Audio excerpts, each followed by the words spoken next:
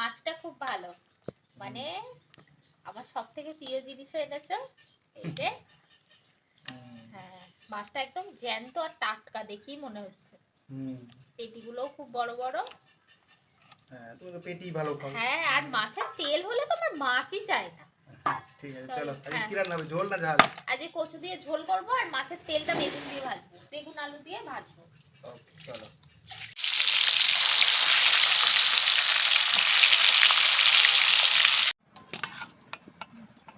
কাতলা মাছ তেল দিয়ে আলু দিয়ে একটা চচ্চড়ি, মাছের তেলের চচ্চড়ি।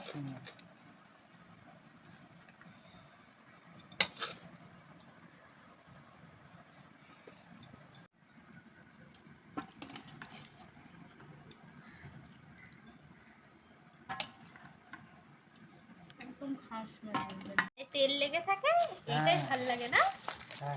এ বাবা, কি বড় বড় সাইজ। ঠিক আছে, দাও এবার মুড়ি ঢালো।